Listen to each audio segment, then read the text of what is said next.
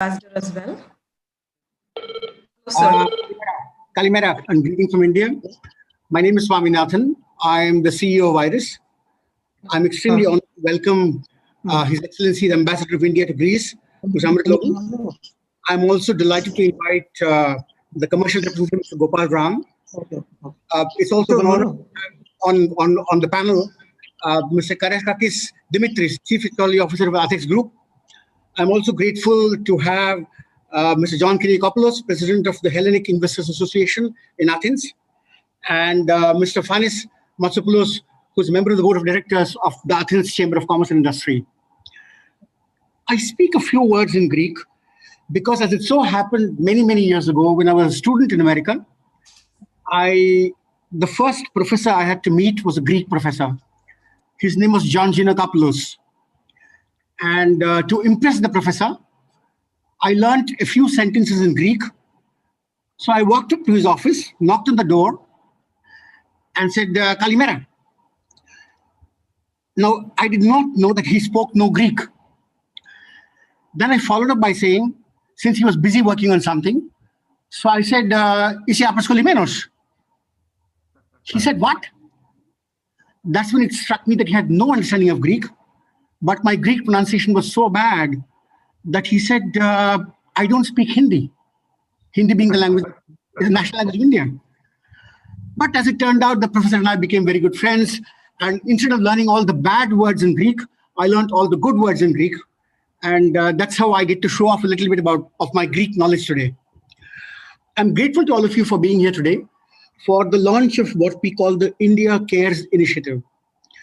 It's inspired by our Prime Minister, who basically talks about the fact that the world is one family. When the world is one family, when you have a pandemic, I think we have an obligation to take care of each other.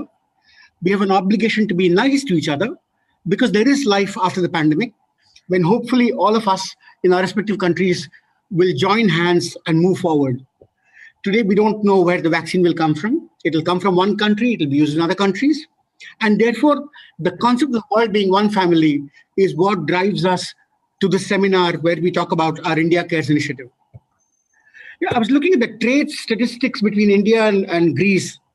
While it's true that India's trade with the rest of the world has actually dropped, and even though the share of the Greek trade to India is actually very small, the fact is between April and August 2020, the share of Greece in India's total imports has actually doubled compared to the previous year. It's still a very small percentage, but I think it basically illustrates the inelastic nature of the basket of imports from Greece into India.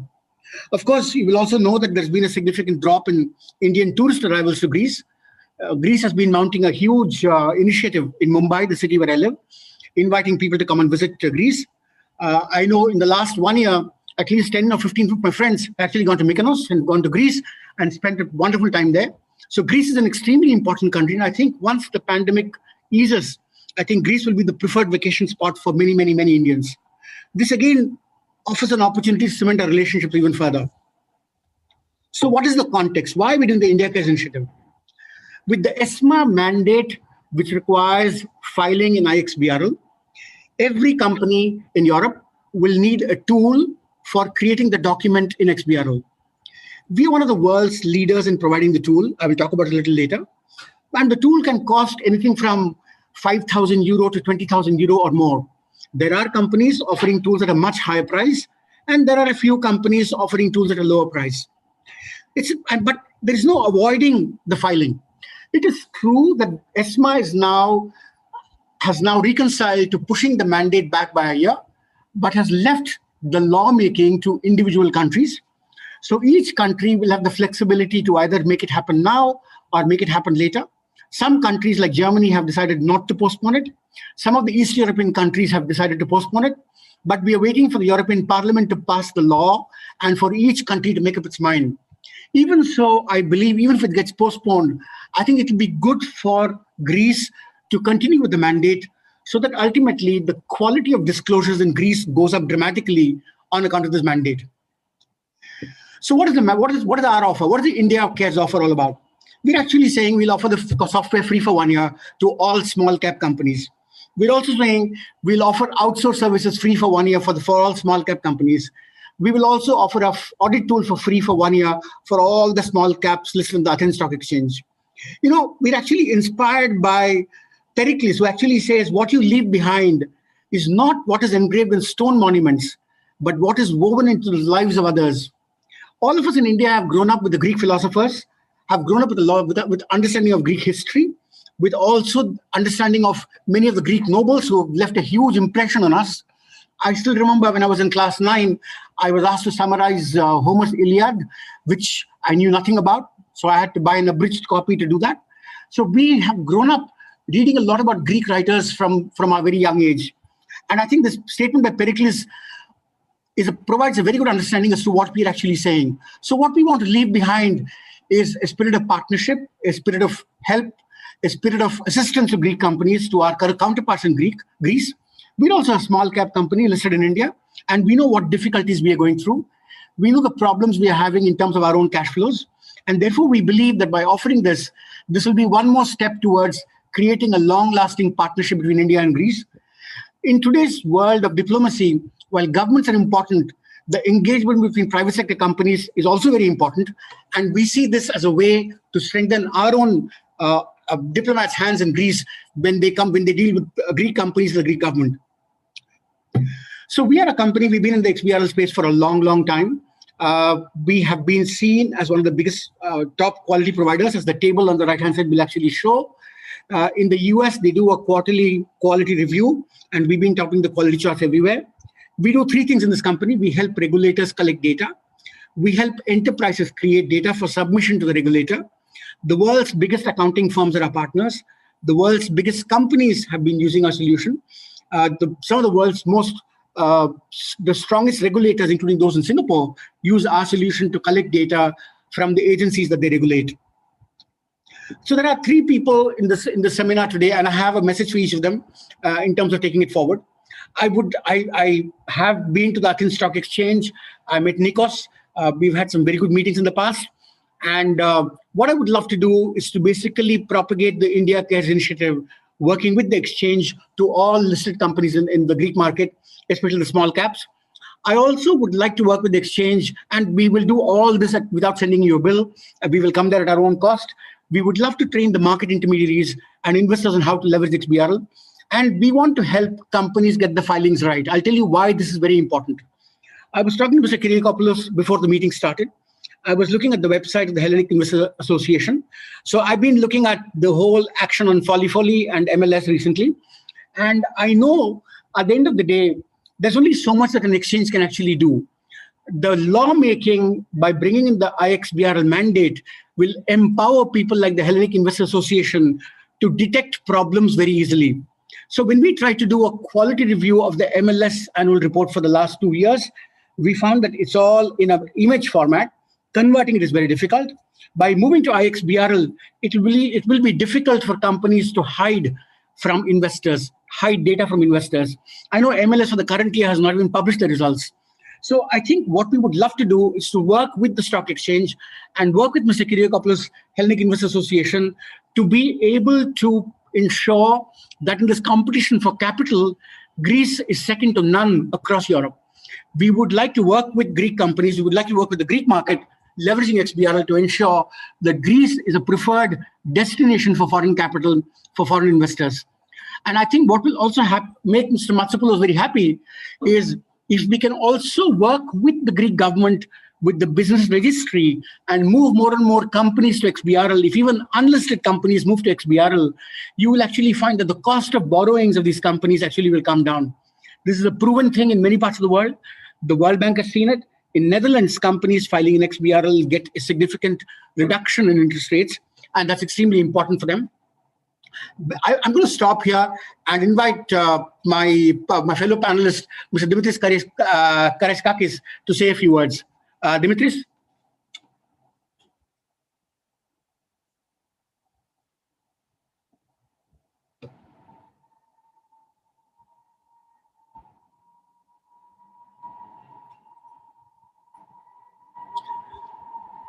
Anu, is Dimitris there? Yes, he's there. I'm just... Yeah.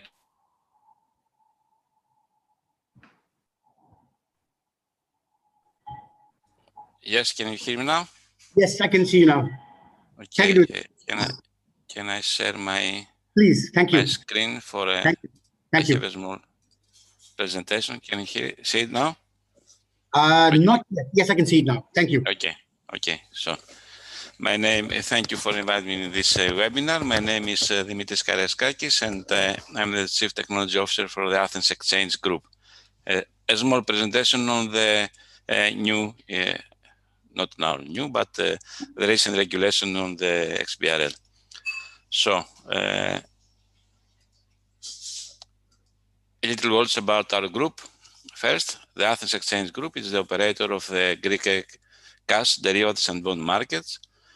We are a vertically integrated exchange. That means that with our new daughter companies, the Athens Clear and Athens CSD, we are operating not only the trading, but also the clearing, settlement, and the registry of the capital functions of the capital market. We are listed in the exchange since August of 2000, and we are fully privatized since 2003. Recently, we joined the initiative of creating the Energy Exchange Group and operating the new markets of energy markets under the European target model. So let's now move to our main topic, which is the new European single electronic format.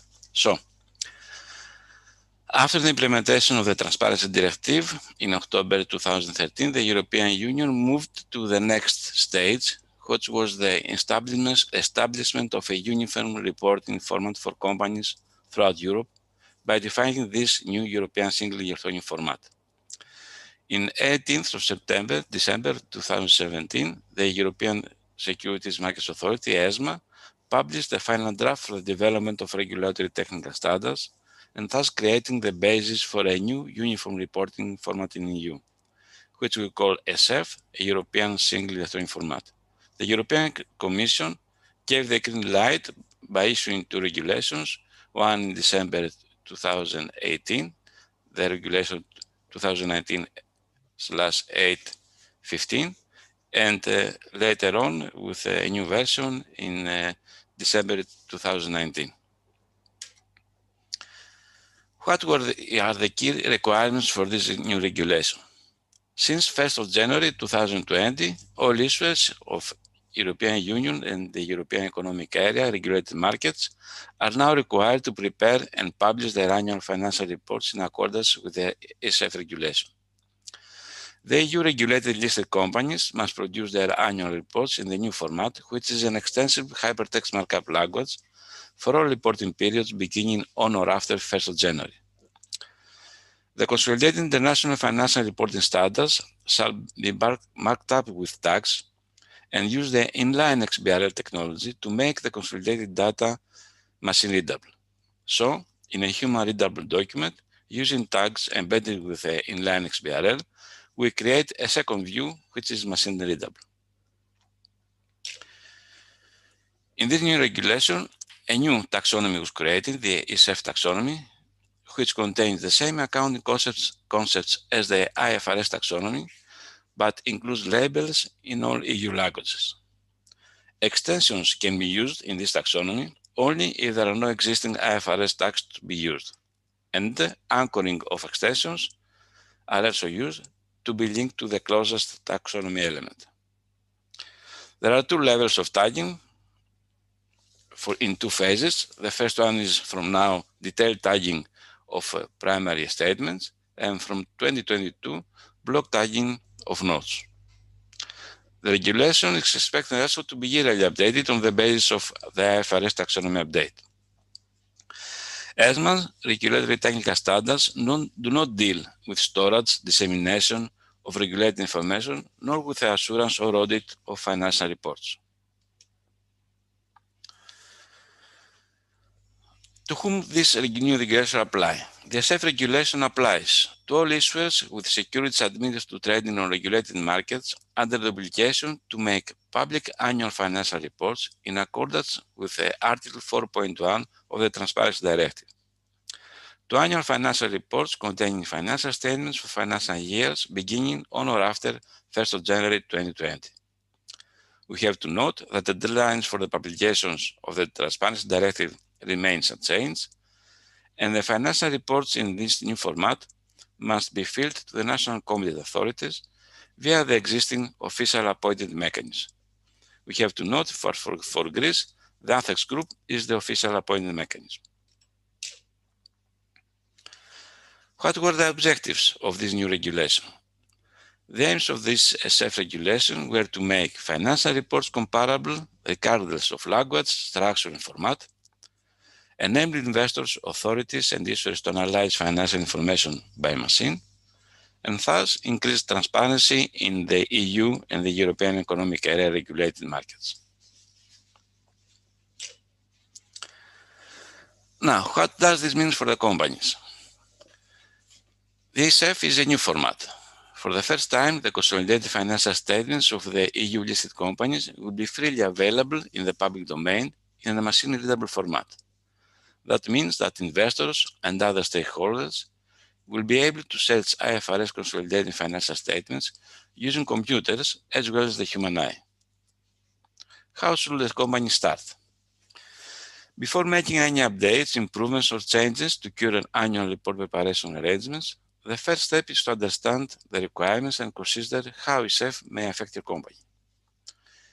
You must become familiar with the new rules and taxonomy, review the current annual report preparation process, get ready to select and deploy new software, and plan to update processes and controls.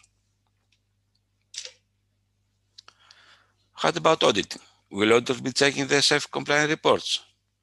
The European Commission staff have suggested that the independent auditor should assure the new digital tagging. The Commission has asked the Committee of European Audit and Oversight Bodies to explore how the audit of the SF should be carried out in practice. There may be a mandatory requirement, which is for regulators to decide. If not, it is possible that some listed companies will ask their auditors to check the SF tagging. So, at the end, for the companies, a considerable time and effort will be needed, additional costs for software and consultancy, and we have also to note that the bigger the company, the more departments will be involved. With this, I think I end my presentation. Thank you for your attention. Thank you. Ευχαριστώ πάρα πολύ, Dimitris. It's now my honor and privilege to invite Mr. Kyriakopoulos, President of the Hellenic Investor Association in Athens. One of the biggest beneficiaries of this whole XBRL mandate will actually be the investors, as Dimitris just pointed out. So I believe there is something that Mr. Kyriakopoulos will actually be able to talk about that. Mr. Kyriakopoulos? Hello again. I'm sorry that I don't see the other participants. However, I don't see them on the video. You must forgive me. Perhaps it's my incompetence in Zoom discussions. However, I'll try to get on. So, first of all, let me extend some greetings to Your Excellency, the Ambassador of India, Mr. Gopal Ram, Mr. Swaminathan, who you are the CEO of IRIS, Mr. Kariskakis Dimitris, as being the Chief Technology Officer of the Athens Group, Mr. Fanis Matsopoulos, member of the Board of Directors of the Athens Chamber of Commerce and Industry in Athens. I would like to, I know that everybody's participating is watching the US elections now. We don't know yet the aftermath of this shoulder-to-shoulder battle. I was going, Your Excellency, the Ambassador, to inaugurate Kamala Harris as being her grandfather is from Thula Sendrapuram, and they were giving a special, there's a temple there for special prayers for the inauguration of Kamala Harris being the Vice President of the United States of America. Indeed, however, some Hindu group was giving blessings for her rival, for Donald Trump, because there were rivals in India between Democrats and Republicans too. So this was just a small joke. I would like to thank Mr. Swaminathan for this very flattering invitation. Actually, we present a very proactive investors organization which proposes to safeguard the interests of retail investors, both plain and sophisticated, towards all other stakeholders of the financial capital markets ecosystem. That is the stock exchange, the regulatory authorities of Hellenic Capital Markets Committee, the Bank of Greece, and especially the Hellenic Accounting and Auditing Standards Oversight Board. This is the board which supersedes, my friends, it supersedes, it has to audit the auditors, and it has to pay attention to the best practices. And they are they're very familiar with your appliance, with your the application of XBRL, and actually I read an article by the vice president of the auditors accounting and auditing standards oversight board, Mr. Giannopoulos. Mr. Giannopoulos, whom you should see directly, is the person from ELTE, this is called Ελληνική Επιτροπή Λογιστικής Τυποποίησης και Ελέγχων, I'm sorry to say it in Greek, who has written an article for the necessity to apply XBRL documentation application to all enlisted companies in Greece, and directly and immediately. This is what he said. He said, we're going to make Greece the Denmark of Southeastern Europe in terms of integrity and accountability. I know that Mr. Karaiskakis is a very knowledgeable person, and he understands very well, and the AFEX group has done a tremendous job actually to implement every modernization and every regulation that has to be applied and implemented in Greece. And I know that he's going to be very proactive with that. Now, I will say three things. I will try, I was very enthusiastic when I read about IRIS. I had to read all this documentation, which is not legal, which is not financial, but has to do with the investors' protection per se. Folly was one case that we have undertaken, actually involves civil and criminal courts. Our case against Folly has been adopted by International Shareholder Services. This is today is the world's leading provider of corporate governance and responsible investment solutions, marketing intelligence and fund services. ISS Governance, this is the website, has adopted our case because they are adopting class action suits on behalf of investors against or around the world. So they have called us, and actually we have a mass of institutional investors that have lost money actually, and I'm very sorry to hear that, on Folly. More than 450 million in bonds, more than 400 million in equities. And this was done because a number of persons, of executive members of Folly, the company itself, and another part of people that have worked with them, and actually the auditors have helped them, and actually Mr. Koutseliousos and his father, the father and the son, are now in prison. Actually, Hellenic Investors Association was the entity that pursued to the Attorney General that those people had to be incriminated for the crimes against our members' clients. So, if IXBRL was adopted, we wouldn't have seen such a problem. And everybody in the stock market who loves the Greek stock market, who loves the stock market, I love the stock market because without the stock market, there is no heartbeat. There's no heartbeat in the economy. Now, Greece, and I'm very happy to tell you that today the Greek market is is going upwards.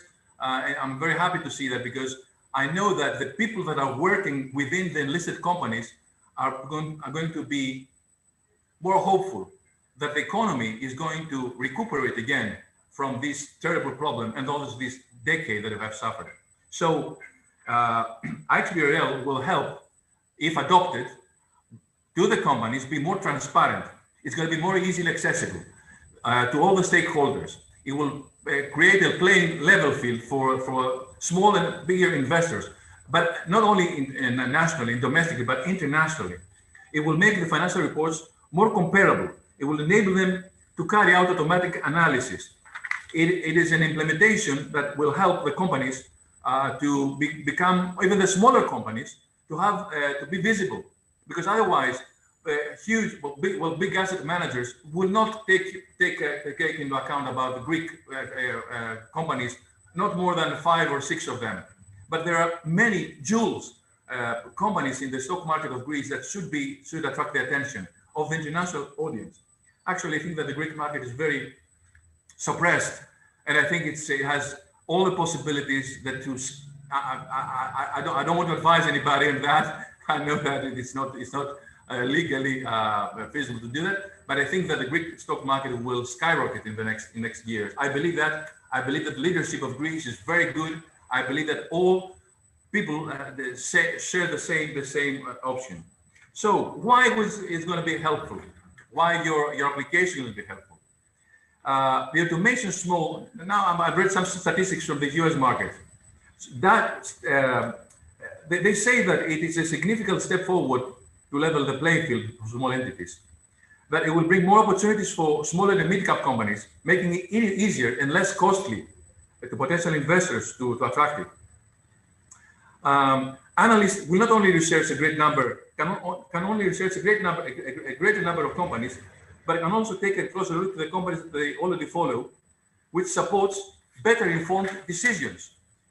And actually, I have this number in USA. The respective association for financial analysts noted that the cost of compliance for small public and listed companies has dropped 45% from 2014 to 2014, with the annual cost decreasing from $10,000 to $5,000.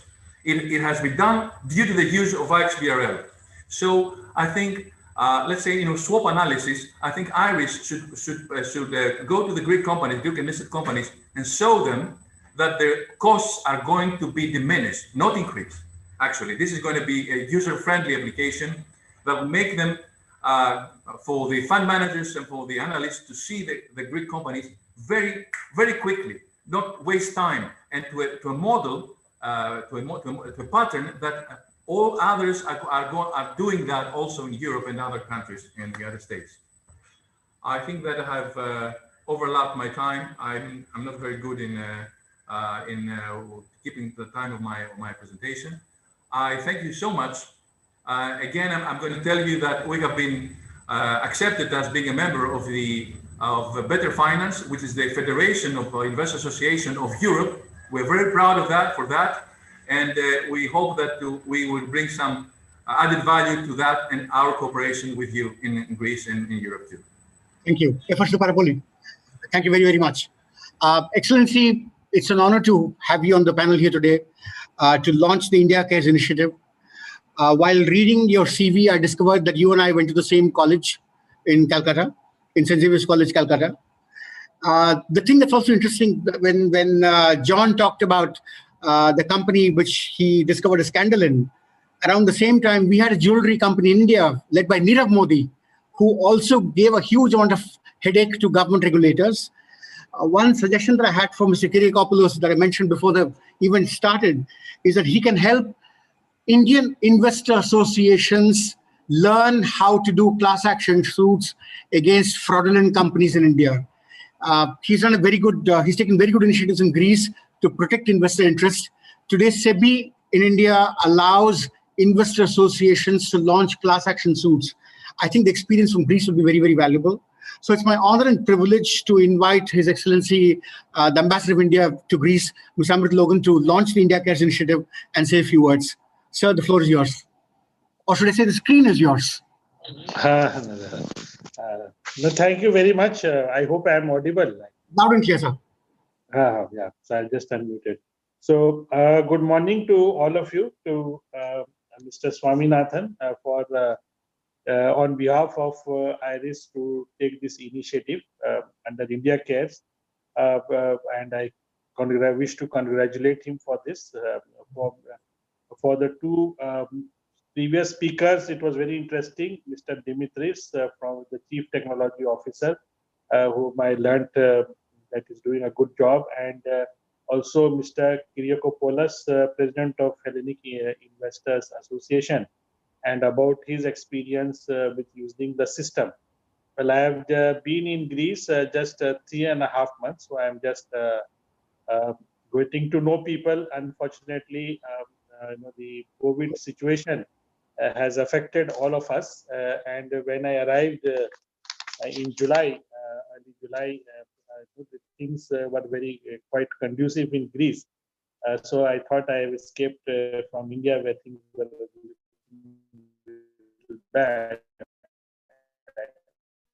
and come to a good place. But in the last week, the little bit here on the COVID situation steps from in fact just from yesterday, new measures have been put in place, and I wish and I hope that these will be effective, so that the experience which many of the European peers, especially like France, Germany, Spain, even Italy, the neighboring country, are going through a second wave. I hope it does not go, especially when the winter months are coming.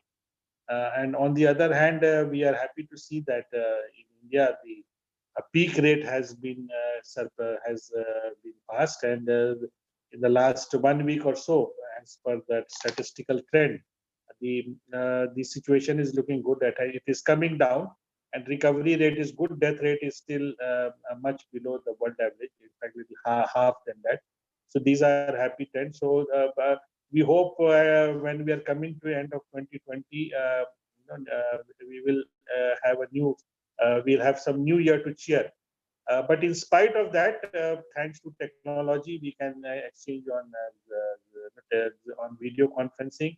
And since my arrival, we had this Foreign Office consultation again through web based between the Secretary General of Foreign Office here and our secretary, his counterpart in India. That was on 9th of October. Then on just a few days back, on 29th October, the two foreign ministers, our external affairs minister and the Greek foreign minister, again had about a 40-minute conversation. So things we have been doing.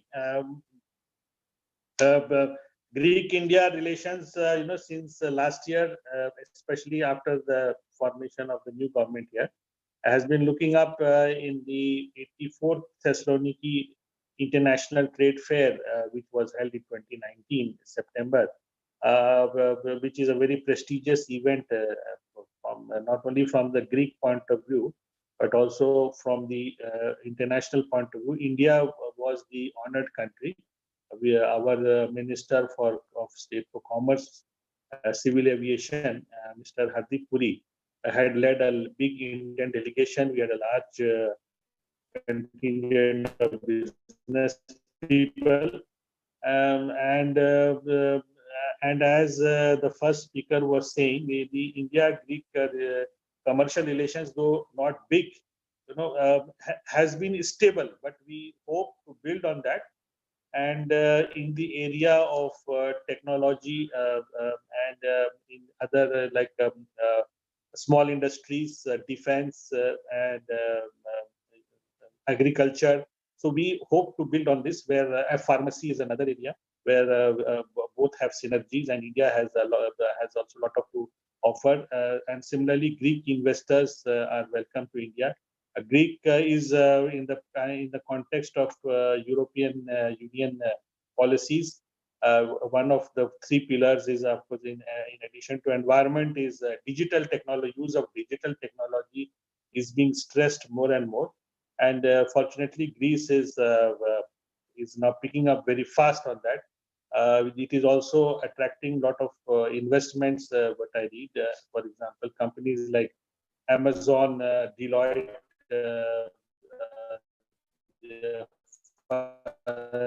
They have already anywhere, but it has chosen Greece, and I hope that all these will fructify in the coming years. So things are looking up, though of course COVID is putting a bit of dampener, but we hope it will be a very temporary phase. And therefore, as the European Union under the ESMA, and as has been also rightly pointed out by the previous speaker, now how when in the globalizing world, people can use a lot of fraud, and when people are putting their hard-earned money, you need a good accounting flow and a reliable one, to know where things are going. And from this way, technology is a big enabler, and what our experience is, in smoothing out a lot of the fears which we feel. And it has not only in the accounting side, but in India, for example, we have had experience for in the tax administration, and how technology is being used very extensively for filing of taxation, for example. Now, for example, I myself giving a personal example, and I'm sure many of them would have the same. Earlier, one were required to go physically, if not you or your representative, to a tax office to file returns, and it would not only be slow, but would give rise to so many other considerations by these officers. But now everything can be done online, and only when there is some doubt by the tax officer or the tax administration, are you being sent any letters for clarification? Otherwise, your return is considered final. So, and this has helped two ways. It has made the administration very faster, transparent, and also instead of the tax collection going down, it has gone up. So this is just, I'm saying, one example. So I'm sure in the area of medium and small enterprises, they would also like to go for accounting standard, which is fast, which is reliable, and which is internationally acceptable. And I think what I have gone through is that is the objective of ESMA and others, so that a uniform standard is used, and people are used, and also by having uniform standard, it is also easier to regulate, to monitor, and to detect any say fraud or any type of non-compliance which is going to happen. And it is very difficult for the companies to hoodwink the system, or to come up with data which can be misleading, and only when it is later discovered, and by that time it may be too late, the investors would have lost a lot of money, or the company would have lost lots of money, and the people who have done the fraud would have disappeared, which we see as Mr. Swaminathan gave the example of Mr. Nirav Modi, whom the government is still after. He spent a lot of money. So I'm sure the Greece, and under the leadership of under the guidance of ethics and the Investors Association, they are looking for the same thing. And very happy to note also that in doing so, the cost of compliance, rather than going up, it goes down, and it's also very user friendly. Of course, like any new thing, there will be some initial fears, but I'm sure when people get used to it, they will become more happy, and will promote it. So with that, I would like to thank Mr. Swaminathan and his team under IRIS for taking this initiative and offering these services free of cost. And I'm sure that the Greek side, and similarly, I'm sure he will learn from also Greek side, how to further strengthen the system, which will be beneficial to both sides. And this will also be a vehicle for promoting further India-Greek trade and other commercial exchanges where there is a huge potential. But because of perhaps so many other things, and maybe the standards, following standards, etc., could be a hurdle. But for example, as a result of Thessaloniki Fair, there are some joint ventures which have been formed. We are happy to note that, and we hope more will happen, and the services of IRIS and ESMA and the services of ethics and this Hellenic Investors Association would become very crucial. And I hope consider that situation will allow that Mr. Swaminathan and team be able to visit Greece soon, and we look forward to welcoming them for furthering this cooperation. Thank you very much, and wish this project a big success. Thank you very much. Excellency, thank you very, very much for your kind words. And we have two more speakers, and at the risk of embarrassing Mr. Fanis Matsopoulos, when people look at good-looking men, they're called Greek gods. In the English language, and I think we have a Greek god in our midst here, in Mr. Fanis Matsopoulos. So in my company, 1/4 of my colleagues are women, and they're all looking at you and they're gawking at you. So you must start blushing, Mr. Matsopoulos. So which is why you will be the last speaker, so that people can keep looking at you. In the meanwhile, I'll invite Anu, my colleague, to present the findings of a study that we did, reviewing the quality. This is a report that will be very interesting to the people from the stock exchange. We have reviewed the financials of 707 European companies, including 20 Greek companies. So Anu will talk about the importance of getting it right. This is also a study that will be hugely valuable for the Investor Association, and it will strengthen their hand significantly. It will show them how IXBRL can be used to improve quality of disclosures. Anu, floor is yours. Thank you. I hope everyone is able to see my screen and also able to hear me. And a very, very good morning to everyone. Very delighted to have you in the webinar. So we have some very distinguished speakers who've given us insights on this new mandate and how things are going to roll out.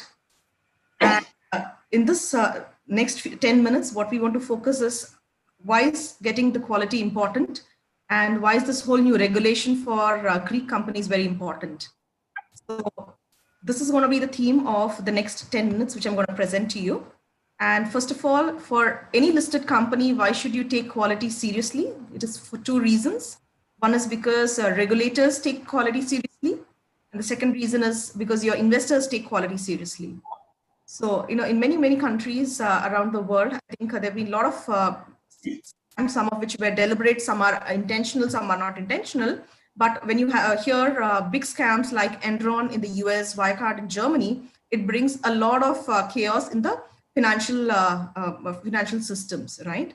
So therefore, regulators need a quick and easy way to find reporting inconsistencies, any kind of early detection of frauds, etc., in a quick and easy manner. And that is what this ESEF reporting is going to help, regulatory bodies like, stock exchanges, business registries, etc. And this specifically is for ESMA, is specific to the capital markets and the securities commissions, right? And the second reason why you need to take in overall quality seriously is because investors actually invest in companies where they are, strong in financials. So if your annual report as a listed company, if your annual report has mistakes in it, that's enough for an investor to lose trust, and building trust is not easy. So I think these are two good reasons why you should take quality seriously. And we've kind of seen in a lot of companies across the world that there are mistakes in the reports. These are all published reports. These are all audited reports. And there are mistakes which can be either classified due to carelessness, like, for example, in America, there is this company called GE, which is a large Fortune 500 company, which got a number wrong in their annual report. So they reported 104 billion of money invested outside the US, but for regulatory reporting purposes, for XBRL, they reported 104 million. So you can kind of imagine the impact of something like this. And similarly, there is a bank called Axis Bank in India, which is a leading bank in the country, by the way. So they had a mistake which was running into many, many millions. And when we identified it, and when we reported this to Axis Bank, the answer that we got from them that this was a typing mistake or a typo, right? So a number which can run into such a big amount is classified by this large leading bank as a typo. So you can imagine. While some of them are not deliberate, some of them are definitely deliberate, like the Enron, Wirecard, etc. But what is going to happen with this new reporting, which is called ESEF, as described sometime back by the Athens Stock Exchange? So with this ESEF regulation coming into place, regulators will now be able to scan information much easier. Right now, companies are submitting the annual reports in PDF files, but now that the annual report will be in a digital reporting format, information can be sliced and diced very easily. So it's just like a camera. So wherever you go these days, there are CCTV cameras that actually keep a watch of what is happening in and around. So XBRL is like one of those CCTV cameras that keeps a watch on what's happening. And as a regulator, as an investor, they can do many, many things with this data now being in a digital reporting format and in a machine readable format. So what we want to present to you is about a study that we did at IRIS. So we as a company, we are very, very passionate about XBRL, and we'd like to kind of see how XBRL can bring in a change in the way companies function, regulators function, investors function, etc. So one of the things that we wanted to see is that, of course, we analyze companies across the world. We do it in the US, we do it in UK, we do it in South Africa, and in many, many parts of the world. So what we wanted to do, especially in case of Europe and Greece, is that we wanted to take a look at what the companies are reporting at this point in time. We also wanted to see if, because of the change in reporting from PDF to a digital reporting format, which is inline XBRL, is there going to be any benefit for the companies in terms of the information they're reporting, whether it's going to be more comprehensive, and if there are any kind of improvements that will be beneficial for the company. We also wanted to see, by the way, the regulator here is ESMA, which is at the European Commission level, at the EU level. And ESMA has released a dictionary of concepts called taxonomy. And every company is supposed to pick the elements from the taxonomy to the extent possible and create custom elements only when needed. So we also wanted to see how aligned is the ESMA taxonomy. So in this manner, we've done a study of about 700 odd companies, but we will be definitely expanding the scope to much higher number of companies. So now what we'll see in the next few slides is about our findings of what did we do and what are the results of the study. So the methodology that we adopted is that we took a sample of 20% of all listed companies, which is around 710 companies. And in each country, we made sure that we had a sample of a minimum of 10% of the listed companies in that country. We also wanted to make sure there is a balanced mix of big companies and small companies. Of course, in some countries like France, Germany, we also expanded the scope of the number of companies to a higher limit. So what did we do? We identified the sample. We converted the annual reports. We downloaded the annual reports from the website. We converted into XBRL using our product Iris Carbon. Once the overall XBRL creation was done, we ran this output files with a validator, and then we got two types of results. One was a rounding of mistakes, which we ignored because that's fine. But the rest were genuine reporting mistakes, which we further went ahead and analyzed. So this is like a quick glimpse of the effort. So you can see that we've taken the sample of 710 companies across 27 countries in Europe, 27 industries, 50 experts were involved, XBRL experts were involved in doing this entire activity. And you can see that we have around 95,000 concepts that we have tagged. So the effort has been humongous here. And this is how the results look like. So in a total of 710 companies, there were close to about 10% of mistakes in these companies, which is about like 9% here, as you can see here. So this means that these are audited reports, but yet there are mistakes. The question is, how did these mistakes creep in, and how did this was not identified until now? And specifically, if we see Greece, I think Greece has kind of done better. So out of 20 companies that we went in and analyzed, there was only one company which had a mistake, accounting to 6% of. 1 by 20 is 5%, not 6%. Sorry. This mistake, so sorry. So here, these are some of the companies that we have gone ahead and analyzed. So you can see that there is Hellenic Telecommunications, there's National Bank of Greece, there is Eurobank, etc. So these are some of the companies in Greece that we have gone ahead and covered for the study. And next few minutes, I'd like to speak what were these mistakes and where were these mistakes. The highest amount of mistakes was actually what we call as totaling mistakes, which is accounting to 74%. So totaling mistakes is nothing but a 1 plus 1 is supposed to be 2, or if there's a rounding of mistake, it could be like a 3, but a 1 plus 1 cannot be 5. So, but to our surprise, we saw that the highest number of mistakes were all totaling mistakes. This was followed by what we call as mismatch values. Mismatch values like, for example, you have cash in the balance sheet as 100 million, but you report maybe 110 million in the cash flow. So two different numbers for one concept. Similarly, incorrect signs was the next category where you're supposed to report a number as positive, but you report it as a negative, and vice versa. And there was 1% of companies which actually got their dates wrong. Now that we know what are the type of mistakes, now let's see where were these mistakes that we kind of identified. 52% of the mistakes was in the cash flow statement, followed the equity statement. So as we are aware, the cash flow statement and the equity statements are slightly complex statements compared to the balance sheet, income statement, and the comprehensive income. And therefore, the highest number of mistakes were actually found in these statements. So therefore, as listed companies, when you're going to prepare yourself for the ease of reporting, you may definitely want to take a closer look at how you're preparing the cash flow statement and equity statement for XBRL purposes. And this was followed by balance sheet, comprehensive income and income statement. And we also wanted to go ahead and see where these mistakes in big companies or small companies. Usually there is a notion that the small companies are the ones who are prone to doing mistakes because of not having a bigger reporting team, not having big budgets, etc. And the large companies are supposed to have strong processes, much more streamlined ways of working, etc. But to our surprise, again, what we kind of saw with the data that we analyzed is that the highest number of mistakes were actually not from the small companies, but from the large and the mid-cap companies. You can see that out of the total companies that we analyzed, 66 had mistakes, but 40 of them were actually big companies and the rest were actually small companies. And we also wanted to see which industry had the highest mistakes.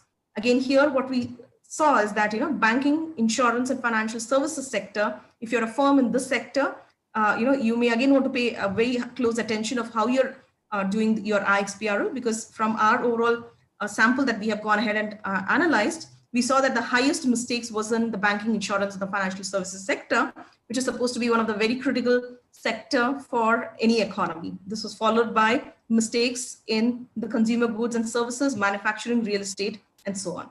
So in short, what we saw is that the complexity of reporting has a direct correlation with the volume or the number of mistakes that was there in that particular industry.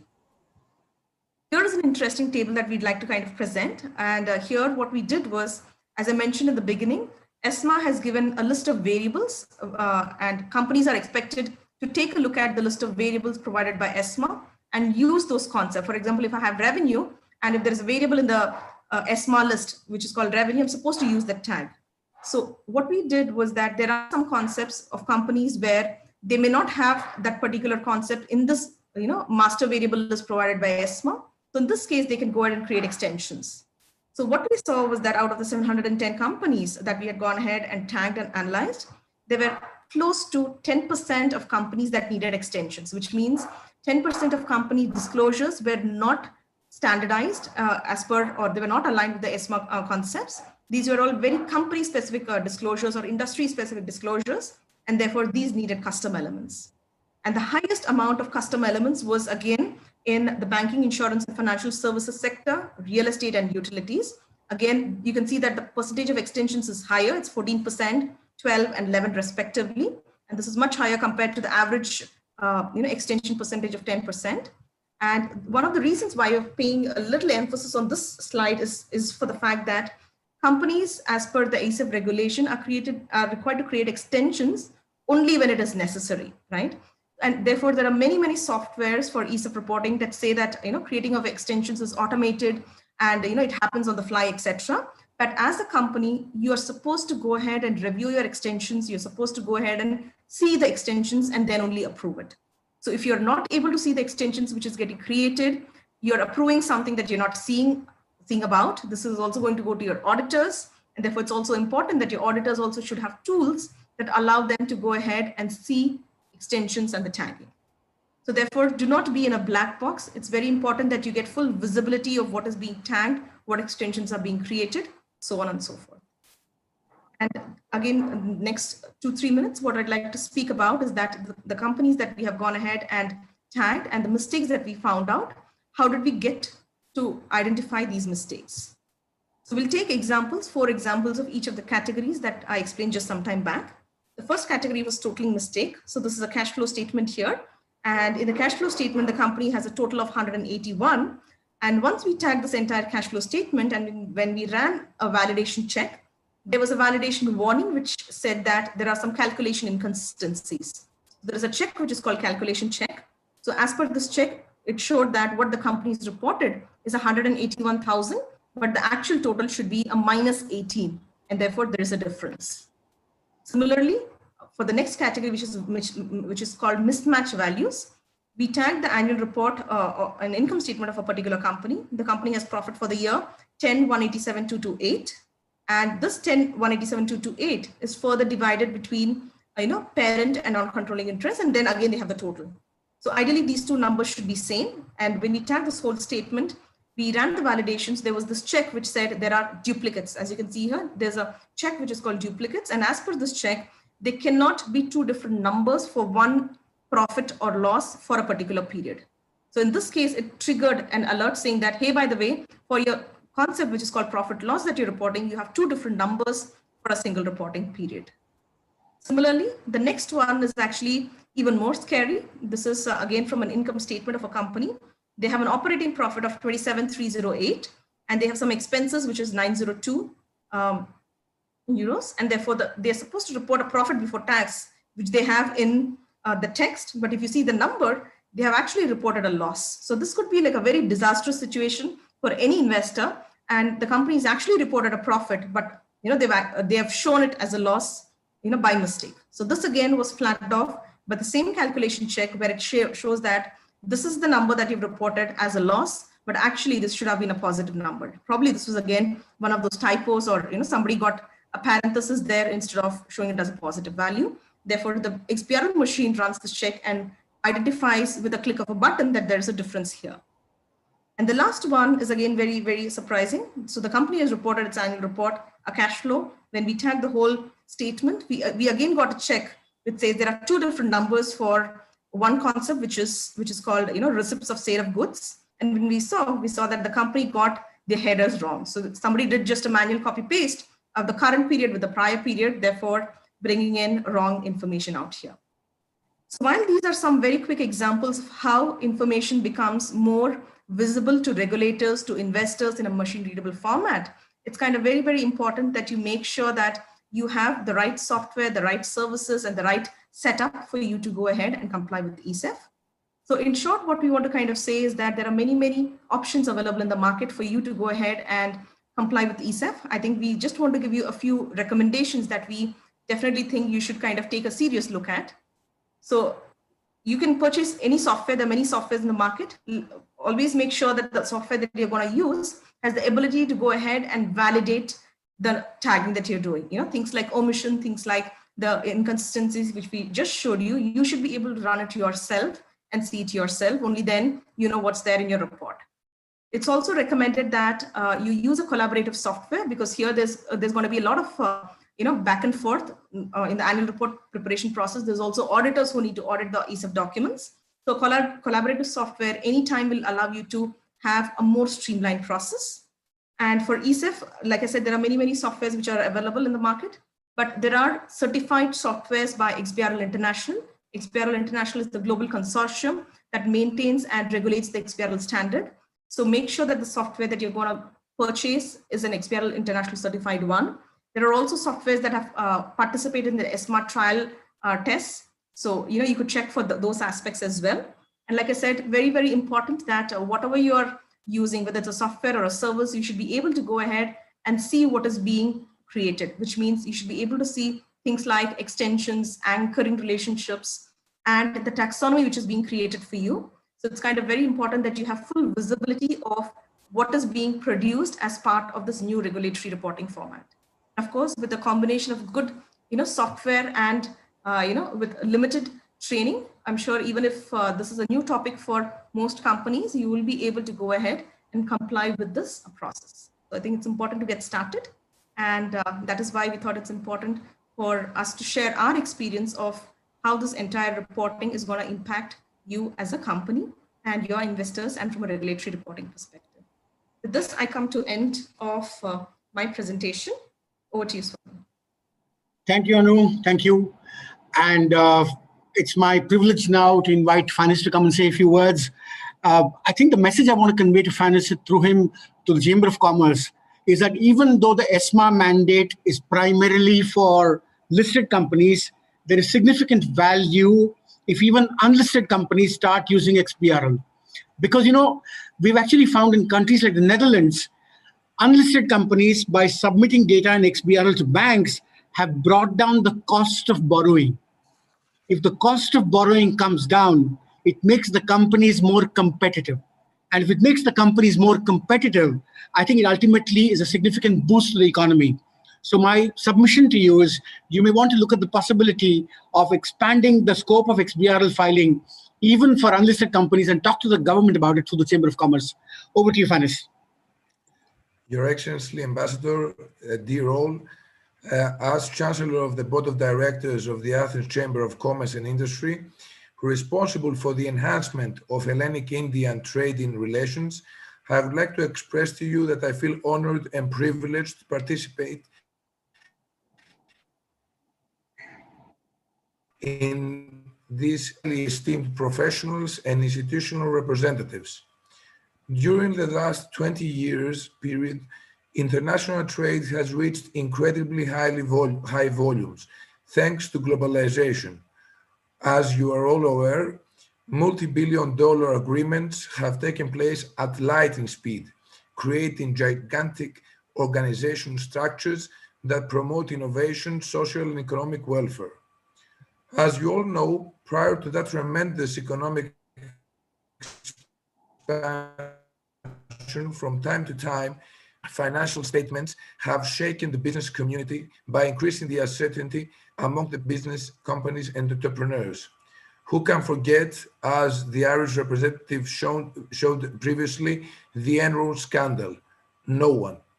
But that took place many years ago, at times when markets were not so highly correlated. Apologize. Now, we both as individuals and also required the implementation of protection layers in order to minimize the odds of fraudulent acts on corporate and accounting levels.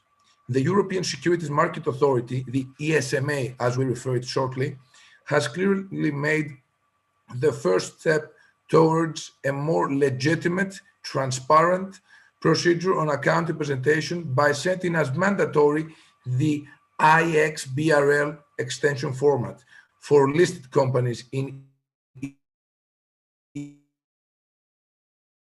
EU markets. It might not stop here.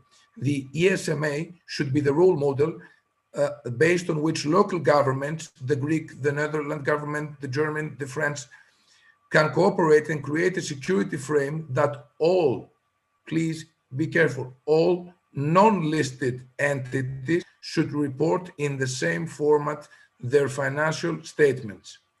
Especially during the COVID crisis, small and medium-sized companies that are considered on worldwide and European level as the back of the economy must be protected against ruthless corporate renegades and must be able to safely concentrate on their core business rather than checking the financial statements of potential partners. I'm not here to promote India Care as a program, but I'm here to congratulate Iris and every single company that operates under the free market conditions to provide services that are directly related to the word, transparency. I believe that there is a global dharma debt that prevails globally, according to which all of us must try to eliminate accounting and any kind of frauds and promote healthy business relationships. I'm optimistic that Indian Care can be used by Greek companies, by the Greek government, by Greek state-owned companies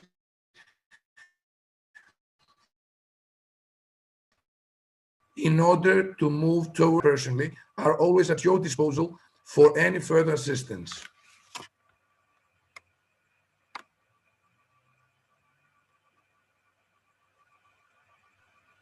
Thank you, Mr. Matsopoulos, for your words. We are happy to take any questions if people have any questions. We'll just give it a minute or two. And Mr. Kyriakopoulos, I hope the presentation by Anu showed you how IXBRL can be used to strengthen the activity of the association to anticipate problems. But I think what would be even more interesting is if we can work with the association to prevent companies from making mistakes in the first place. I think the important thing is not to catch a thief, but to prevent the stealing from happening before it happens. Prevention is better for the market. Indeed.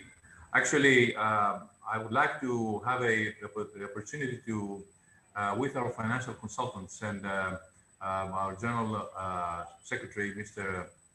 George Kyriakopoulos, this is a synonym, he's not a relative of mine, to have the opportunity to do some case studies with you, because as you probably have known, we have participated to all general assemblies of the banks and have put rather strong questions, because we feel that as higher as the penetration of the infiltration of the eye of the investor is, the easier it is for him to be attracted.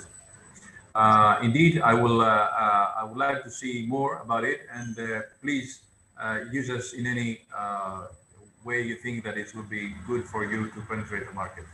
We believe that it's very good for everybody. Dimitris, we would love to see whether we can actually show companies listed on the market how to prevent such mistakes. We are not here to sell the software. Greece and India are bound by centuries-old relationship. I think we have a stake in each other. We have a vested interest in each other's growth. So we would love to work with Athens Stock Exchange to ensure that companies are aware of the pitfalls and how they need to take this very seriously, and to show them what mistakes are being made so that we ultimately create a market in Greece which is healthy. Dimitris? Can I just add one point? Please. While using the paradigm of MLS, and which is a case that we're going also to do in a class action, for investors, we're going to start an injunction against the company, because as you have participated and you read, it is unfortunately it becomes a small folly in Greece. What we saw was that the financial accounting of the firm was not accessible to us. So we went to the Capital Markets Committee and we asked for this inquiry that the auditors division that I told you before, the auditors, the ELTE, which is responsible for the auditing of the auditors, would like to see the report, because we are investors and we have the interest, the personal interest to read. And the Capital Markets Committee didn't give it to us at the beginning. We had to go and issue an Attorney General's order by the courts. If the software was in place and we had and if the MLS was obliged to do that, then we wouldn't have seen such problems. 16 million of their bonds are now in default. You know how many people have attracted our association? More than 150, and they're very bitter. They're very sorry. I know this happens also in Europe, like Wildcard. That's why I think this is the preponderance of ESMA is to do it as a unified,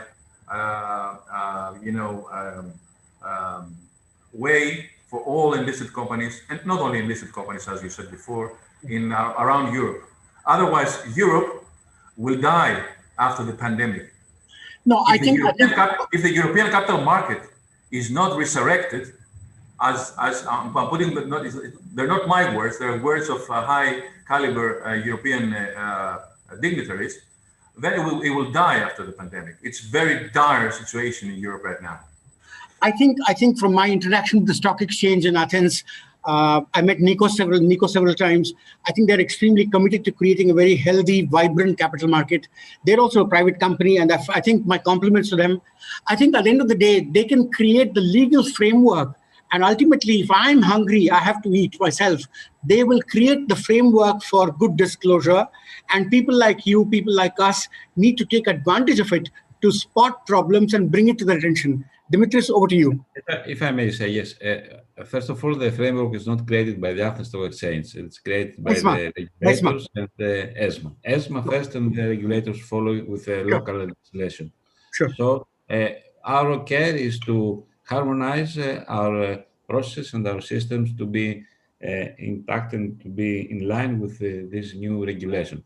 In your first question, because I was cut off from before, is that the following days we can have some talks with the persons from your side to see how we can organize the presentation about this new offer of your company, I think. Okay. Thank you. Thank you. We are completely committed to this. If there are any other questions, and honestly, Fanis, the big value will come from overall reduction in the cost of capital.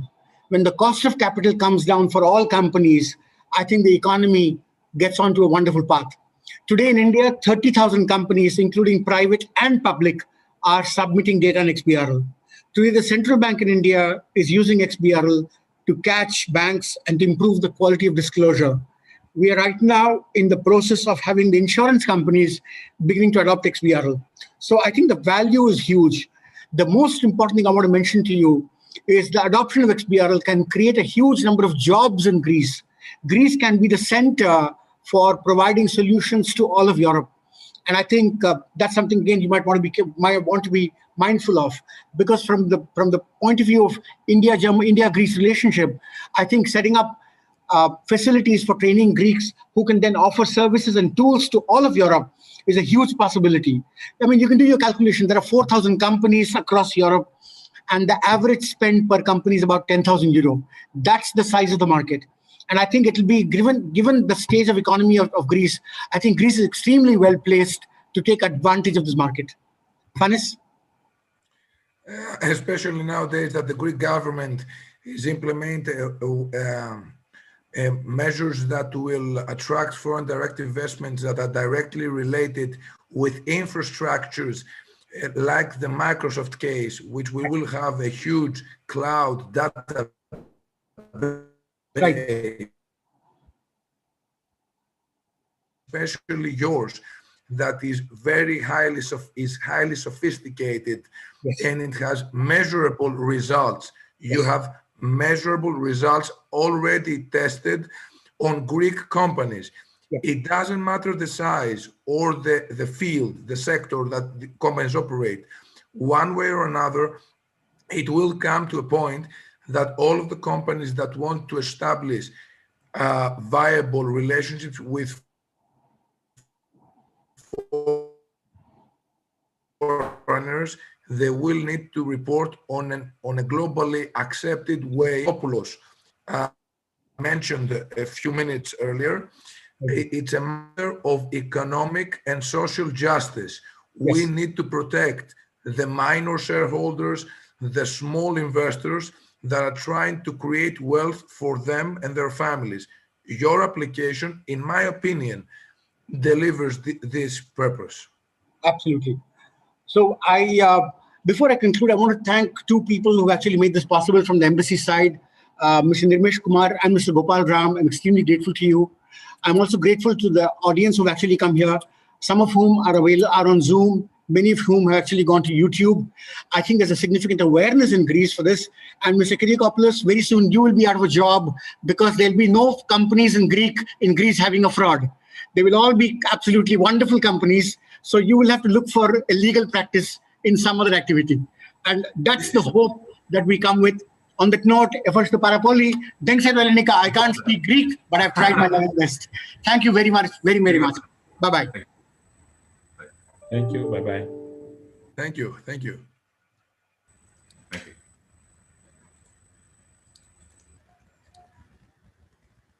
I think we've just got some questions asking who can be contacted if anything is needed. You can drop in an email to info@iriscarbon.com, and we are happy to discuss on the next steps. I think there are some questions on next steps, etc. So feel free to drop an email to info@iriscarbon.com, and we'll be happy to answer any queries and questions that you may have. Thank you everyone for participating in today's webinar. and have a lovely day. Thank you.